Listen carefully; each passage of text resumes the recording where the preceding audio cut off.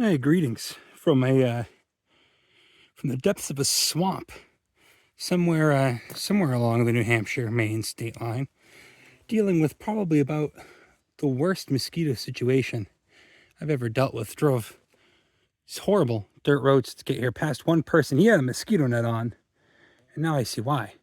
Put the bug spray on. I'm wearing longish sleeves. I got the waders on, so I'm mostly just worrying about my face, and my long ass hair does keep me kind of somewhat safe. In any case, continuing on from yesterday's discussion, predominantly, but ended up being predominantly about monotropes, it felt like. Just wanted to show you really quick Orthilia secunda in flower here. So yesterday we were about as far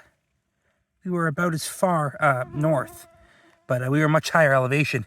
Here we're down in a swamp, lower elevation. So the phenology is going to be set a little forward from what we were dealing with yesterday. So Orthilia secunda, if you weren't paying attention yesterday, is one of the monotropoideae. So in that parasitic to hemiparasitic subfamily of Ericaceae, your ghost pipes, your various different pyrolas, wintergreens, Chimaphila, all that good stuff all finds itself in that subfamily. Specifically, Orthilia secunda is one of the hemiparasitic ones in Pyroliae. That's the tribe that is still able to photosynthesize on its own a bit. So we're going to poke around here. Should be some good stuff. This one, common enough inhabitant of the bogs and of the, well, actually mostly swamps just like this. I don't even know what our main composition is here. Mostly looks like alder and spruce. So we'll troll around here. There's supposed to be a fen deeper in, maybe see some orchids. I've just amazed my car made it down here one piece. Hopefully we can make it back out, but we'll, as I always say, we'll see what happens. Yeah, it's a little hard to make out from here, but here's an old friend right here, Geum rivale. It's kind of blocked off by a bunch of fallen trees. Got a burp. Geum rivale. One of those ones you would expect to see in like fens, swamps. Usually an indicator of some interesting habitat. Those are actually the seed heads now.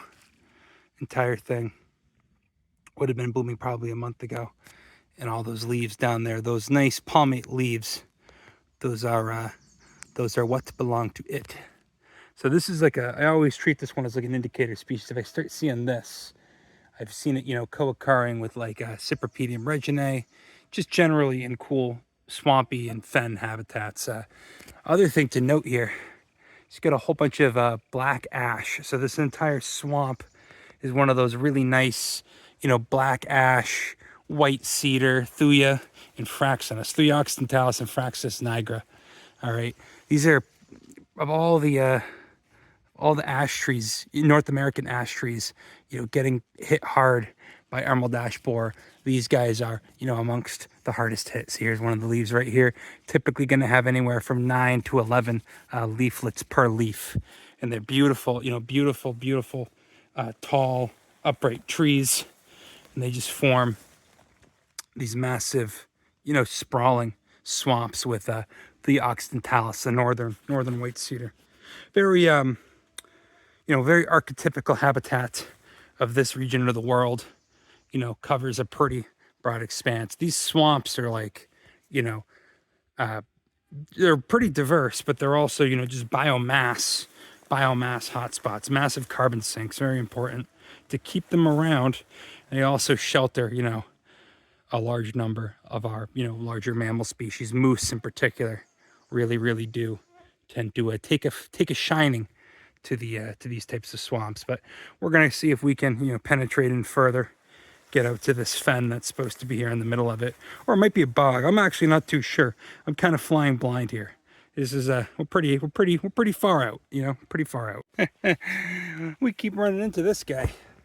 There you go, your parasitic leaflet orchid. He's in fruit now. Blooms, one of the earliest blooming orchid species we got here. Corallorhiza trifida. you know, parasitic just like all of its relatives. One of the coralroots. Saw this yesterday up on the mountain. This one looks a little healthier, or at least it made a number more fruits. Not what we're looking for, but still, remarkably similar. Interestingly enough, remarkably similar habitat.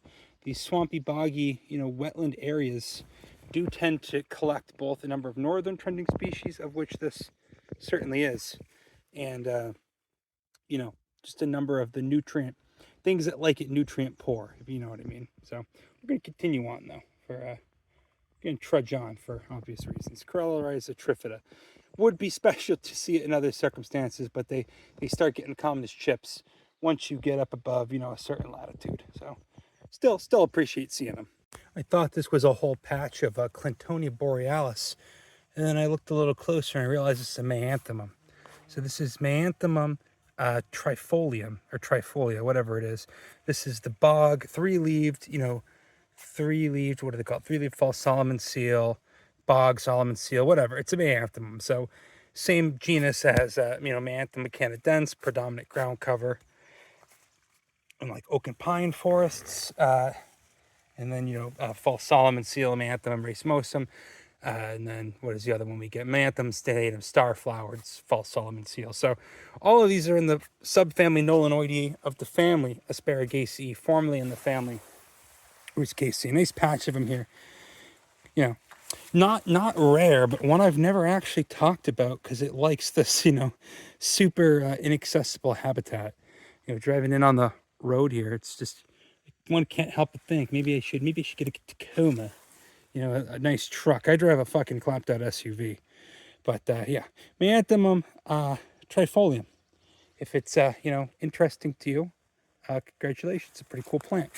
I think we're can start to see it really thinning out up here. So I would imagine we're approaching the edge of where we were intending to go. We'll see what's going on over there. Okay, now we're getting into the good stuff. You got your Kalmia angustifolia. So I'm curious to see if this is actually where Cypripedium reginae was found, because this is screaming acidic, not calcareous to me. And one of the plants I was hoping to see likes calcareous stuff, but it's okay because the person who turned me on to the spot didn't even mention this little bugger. Not the rarest orchid in the world, but still one I love to see, Pogonia ophioglossoides, the rose begonia, one of the vanilloid orchids. So vanilloideae, it's only two native relatives of the two species of Isotria. And it's that's where it gets at up at the ophioglossoides.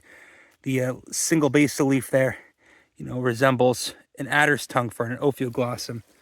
We've also got our rhododendron groenlandica, notably not blooming down here anymore.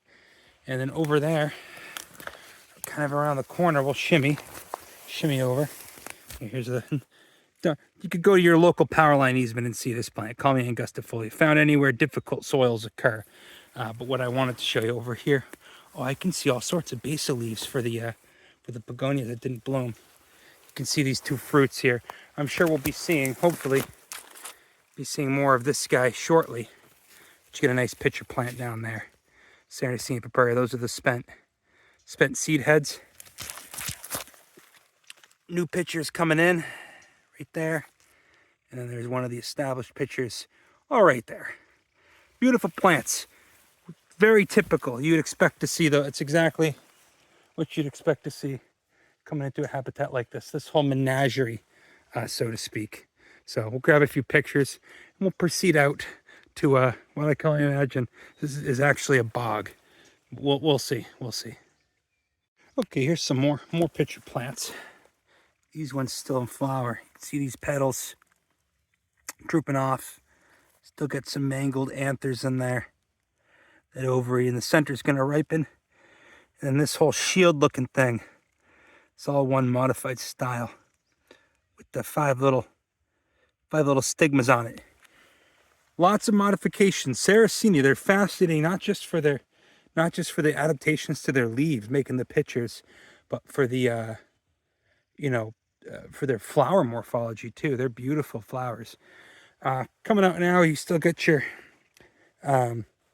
Theoxyentalis, now joined by Larix laricina, your larch tree, your deciduous conifer. we're gonna head out in here. Gonna see what's going on out there. Probably some pretty good stuff. And then honestly, I don't even mind. I'll probably end up headed home.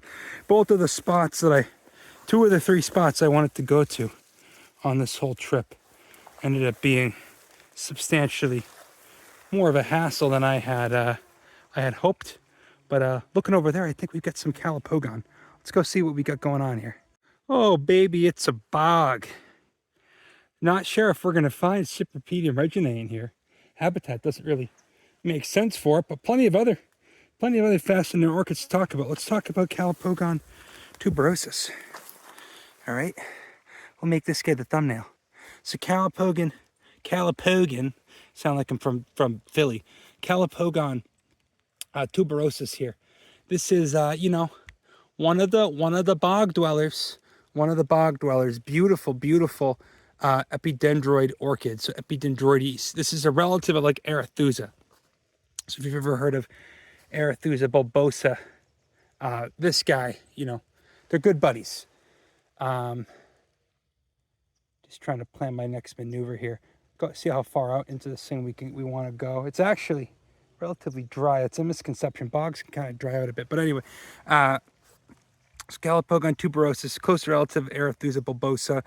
Arethusa does actually, you know, sorry, I get a little indigestion, kind of closely resemble this. However, Arethusa is resupinate, as many orchids are. Calopogon tuberosus, as far as your typical plants go, typical flowers go, is actually right side up. So it's a non-resupinate orchid, basically just meaning that this right up here at the top, this labellum, should normally, quote unquote, be turned around underneath the thing. You know, it's also got a cool little feature where this is hinged. So a pollinator is going to come land on that staminode there up at the top.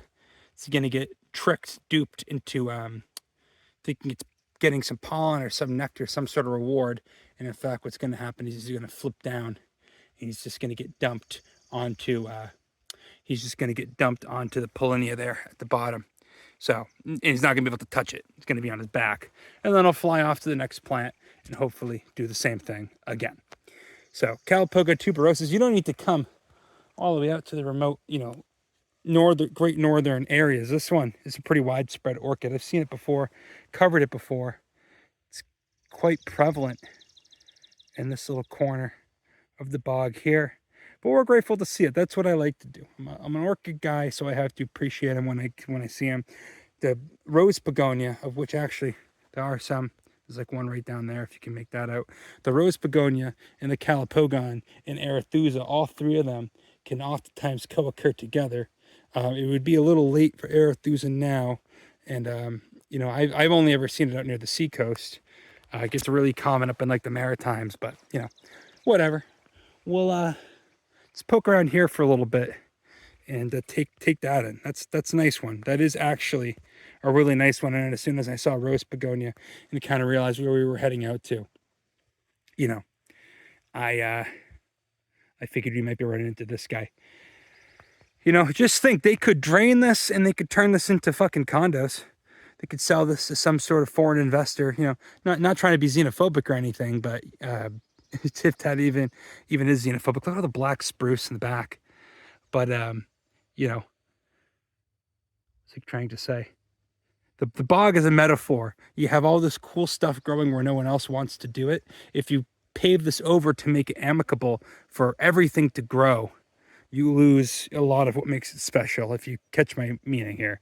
You don't want to go, I can't believe that they're trying to sell off our natural lands. It's getting a little silly.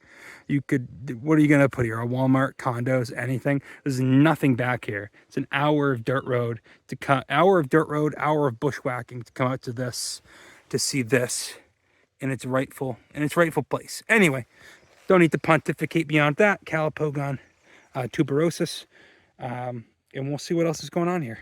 Oh yeah, it's going to be long past flowering, but this is still a cool one. I've never seen them grow this robust, at least not down where I live. Andromeda polifolia, another one of those cool Ericaceae members. Unlike actual rosemary, It's got alternate leaves. Look at that bloom on the other side. The wax. Bog specialists. I think these are circumboreal too. That's a common theme.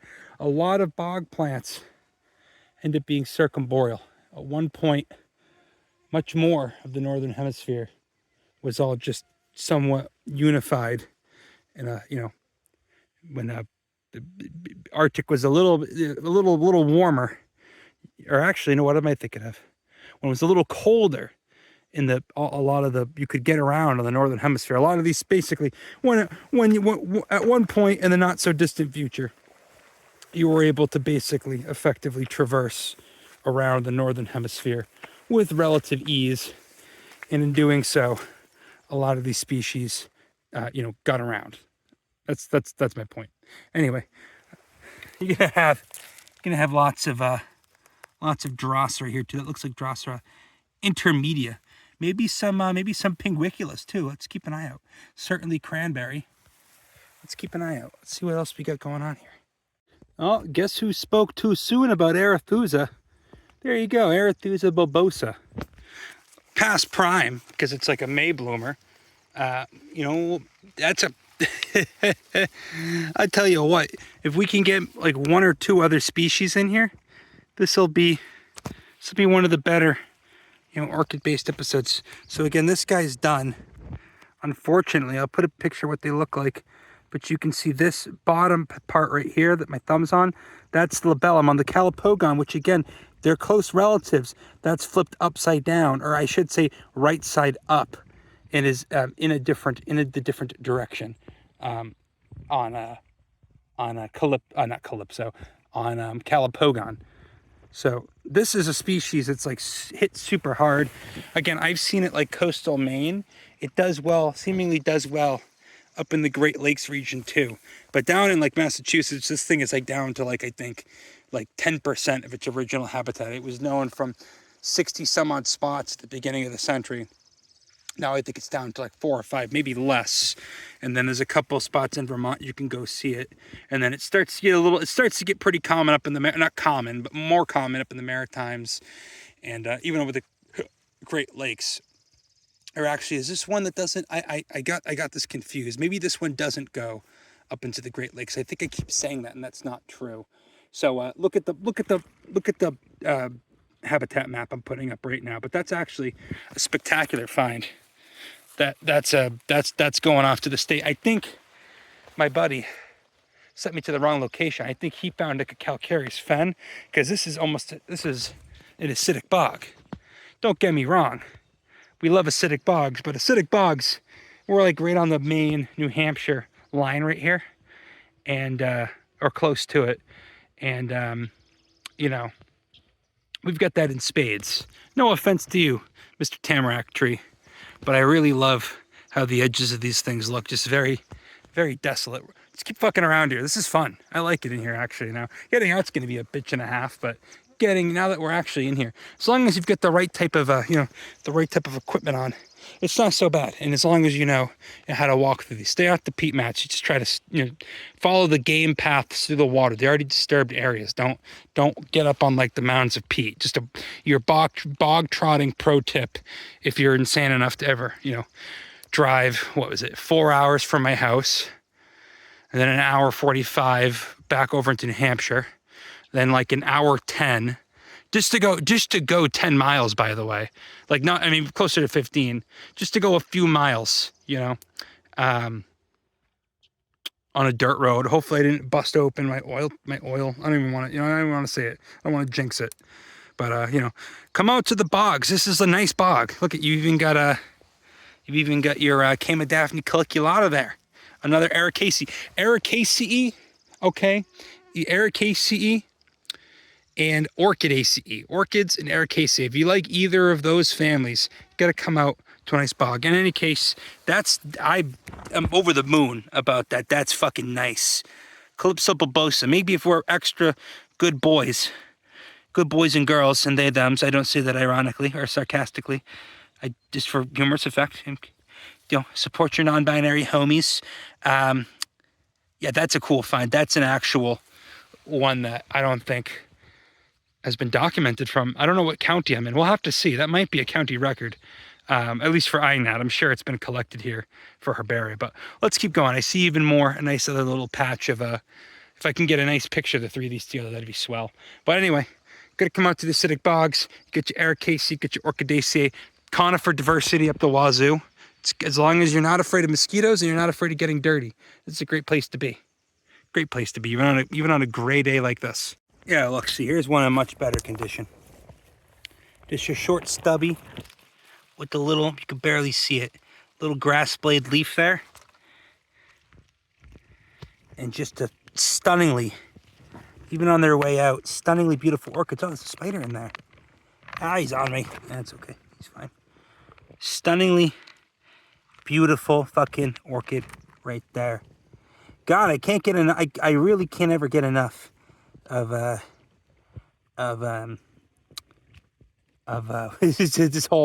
this whole habitat, you know. Ooh, what's this? Could that be a Solidago eulegionosum? I'm taking a wild fucking swing to the fences on that one. Could that be a bog? What do they call them? Bog goldenrod? Maybe so. We'll take a picture. We'll walk around here another 20-30 minutes. We'll see if there's anything else interesting. Might just be these three species. It's also a little early for some of the Platanthera to come up, you know, and it's a little sunny. I was hoping maybe to see like a Platanthera or biculata or just a Platanthera in general to really complete the set, you know.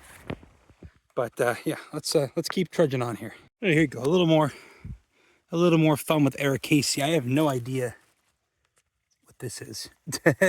I'll have to figure this out. Maybe some type of vaccinium. I swear I've seen that before, but I can't place it. I'll have to put it there what it is. And then of course your little diminutive vaccinium, oxycocos, bog cranberry. There is leaves there. Same genus as blueberry, and closely related to the cultivated cranberry, Vaccinium macrocarpine, but blooms much earlier and is generally a much tinier species. Yeah, there you go. There's your pinguicula. Also a carnivorous plant in the family Lentibulariaceae. Did a whole video on his cool relative, oh, sorry, this isn't a pinguicula, this is Utricularia. I did a cool whole video on Pinguicula vulgaris last year up at Smuggler's Notch, but this guy, just like the Pang, is using modified leaves under the water. However, it's okay. We have to do this just to you know, get the species determination anyway. And these are free floating, so those leaves underneath, which are aquatic, God, this is really going to be a pain in the butt, have little bubble holes to trap like protozoa and stuff. Goes up the stalk.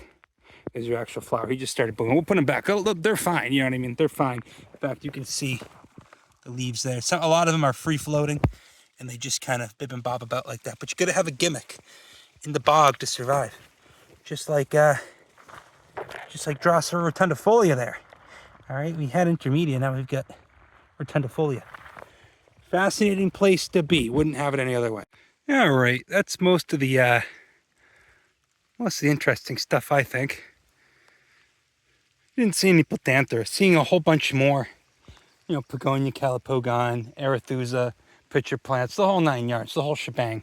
But you know, that's okay. I think we can wrap this up. It's starting to piss up a little bit, and you know, God forbid a road washout on my way getting out of here. Don't get me wrong. This is an excellent acidic bog community.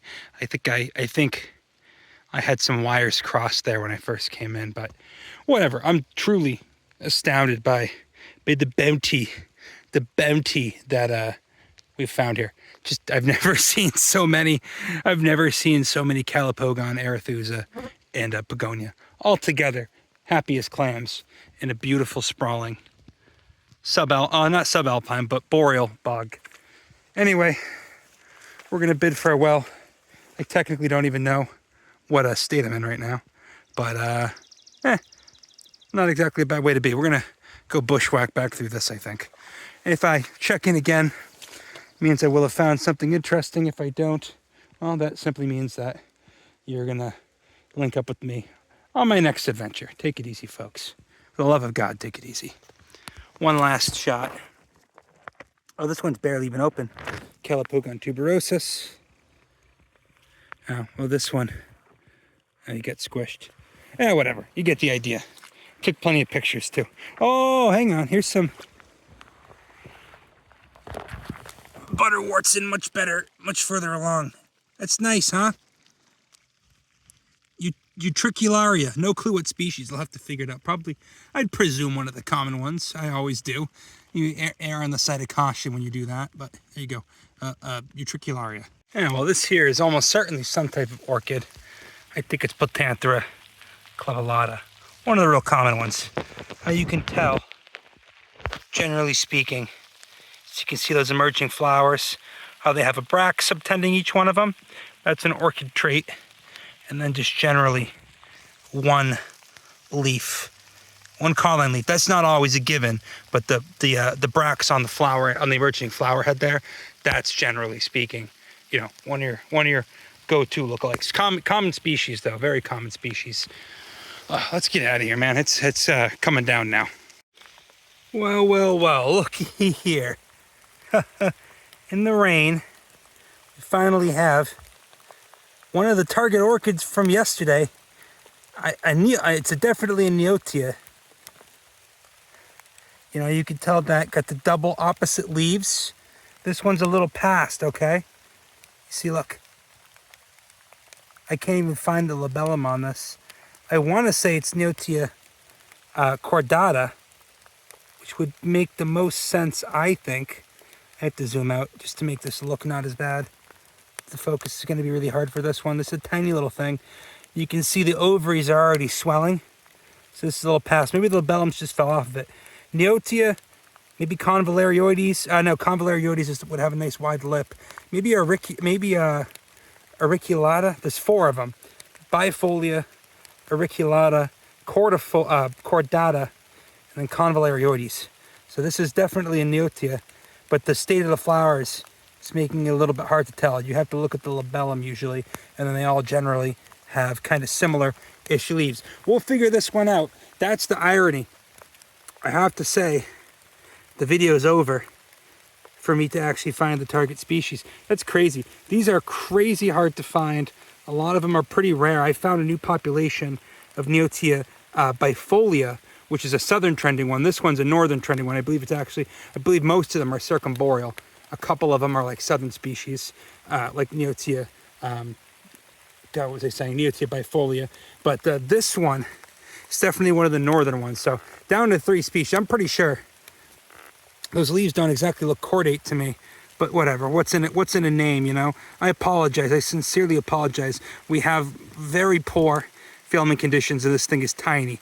But that is actually, you know, one of the targets I was really hoping to find yesterday, and found it today, or at least one in the genus. That's a new species. Either way, I mean, that's a new species for me, and it is most certainly one of the, sorry, I'm looking off to my side here. Most certainly one of the Neotia species. I'll see if I can maybe get better pictures with my camera, but I don't really feel like taking that out in the rain right now. In any case, we'll sign off unless something else remarkable makes its presence known. That's really fucking cool. So there you go. That's 5 species of orchid. Wait, no, we saw the Corallorhiza, the 3 in bloom, like nicely in bloom out in the bog. Some sort of Bitanthera, probably the common one, Bitanthera clavellata, and then now this Neotia. So, you know, other things of interest here besides orchids, but I mean, that's just, you know me, that's my jam. We'll have to figure out exactly what species you are, my friend. And if I'm completely wrong, which I don't think I am, we can always make an amendment. But nice to meet you. Neotia of unknown species, probably cordata or auriculata, one of those two. I don't think it's convalarioides. All right, we made it back to the fringes of civilization. There's the old girl up there, and she's going in for a service in a couple of days. She did performed amicably on this trip, but I suppose we still have to get it home first. got some sketchy fucking roads up here, you know? And just to elaborate on one point regarding, Ericaceae and orchids, I'll put up a little, I'll put up a couple little pictures here. God, these mosquitoes are the most brutal I've ever seen them. And the bug spray is not doing anything anymore because I'm soaked to the bone.